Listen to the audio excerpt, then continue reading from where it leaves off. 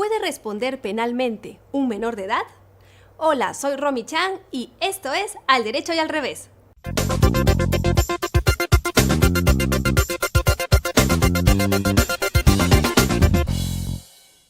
Lamentablemente, hoy en día es común escuchar en las noticias hechos criminales, delitos cometidos por menores de edad. Hurtos, asaltos, violaciones y hasta asesinatos han sido realizados por adolescentes, lo que causa una constante preocupación por ser ellos y ellas el futuro de nuestro país. A este problema se suman los reclamos y revueltas causadas por quienes se encuentran en los centros de menores, como este año ocurrió en el Centro de Internamiento de Menores, conocido por todos y todas como Maranguita. Pero, ¿qué ocurre cuando un menor o una menor de edad comete una acción considerada un delito? ¿Se le puede imponer una sanción penal? ¿A dónde es enviado en caso de encontrársele responsable? ¿Qué se puede hacer para evitar que las y los menores realicen actos delictivos? Estas y otras preguntas serán abordadas en este programa. Nuestro legislador penal parte de la presunción de que un menor de edad no posee la misma capacidad que un adulto mayor de 18 años para comprender las consecuencias negativas de sus acciones, es decir, no es objeto del mismo reproche social del que sí podría ser un mayor de edad.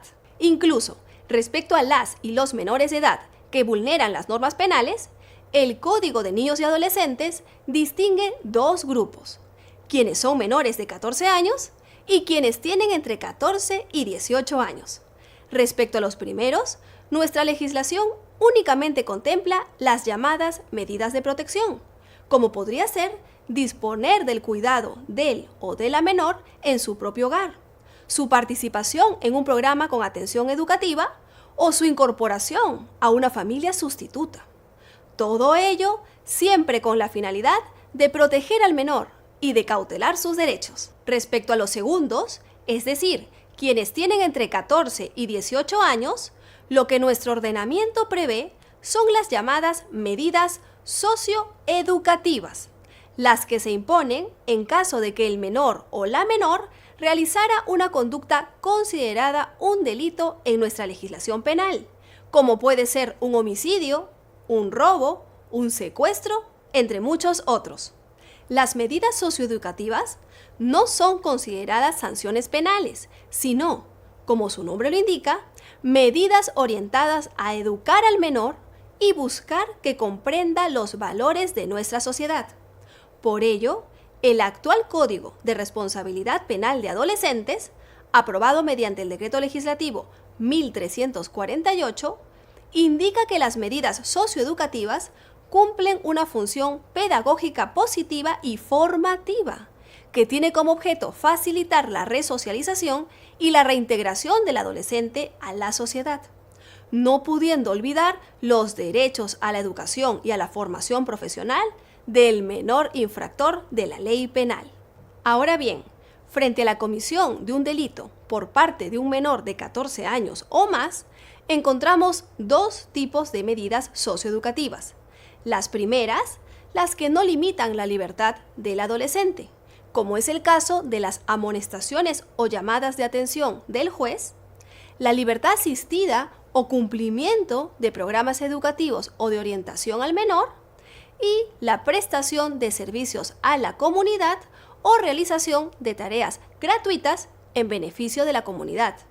Y las segundas, las que limitan la libertad del adolescente, como es el caso de la medida de internación en un centro juvenil. Esta última, por su gravedad, solo procederá en los siguientes supuestos. 1.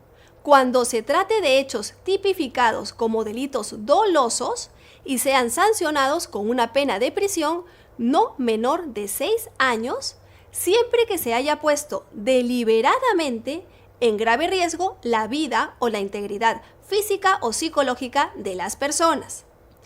2. Cuando él o la adolescente haya incumplido y justificada y reiteradamente las medidas socioeducativas distintas a la de internación, como por ejemplo la prestación de servicios a la comunidad o el cumplimiento de programas educativos. Y 3. Cuando haya realizado en un periodo de 2 años reiterados hechos delictivos que se sancionen con una pena mayor a los 6 años de prisión. Ahora, si bien la medida de internación, por regla general, tiene una duración máxima de 6 años, se han considerado ciertos supuestos de excepción en los que la internación puede durar más tiempo. Esto ocurrirá cuando él o la adolescente tenga entre 16 y 18 años y haya cometido los delitos de sicariato, es decir, haya matado a otra persona por dinero, violación sexual de un menor de edad seguida de muerte o de lesión grave, o haya cometido actos terroristas. En todos estos casos, la medida socioeducativa de internación podrá alcanzar hasta los 10 años, lo que implica que ésta tendrá que cumplirse incluso a pesar de que el menor cumpla la mayoría de edad, razón por la que la medida de internación puede concluir luego de que él o la adolescente cumpla los 18 años. La medida de internación deberá cumplirse en un centro juvenil exclusivo para adolescentes, no pudiendo mandárseles a un centro penitenciario ni mezclárseles con los mayores de 18 años, en tanto que, como se ha señalado, el objetivo de una sanción penal de cárcel no es el mismo que el de una medida socioeducativa, legitimándose esta última en el bienestar e interés del menor como futuro de nuestra sociedad. Lamentablemente, en el Perú no hay centros juveniles en todas las regiones del país, por lo que muchas veces las medidas de internación se cumplen en zonas alejadas de donde vivía el infractor, ocasionando con ello la pérdida afectiva de su familia. Debemos recordar que la educación en valores que le demos a nuestros niños y niñas es fundamental para el crecimiento de nuestro país, por lo que es indispensable que construyamos ciudadanía y eduquemos a nuestros hijos e hijas con nuestro ejemplo. La solución al problema educativo en nuestro país no está en el derecho penal. Nos vemos en el próximo programa.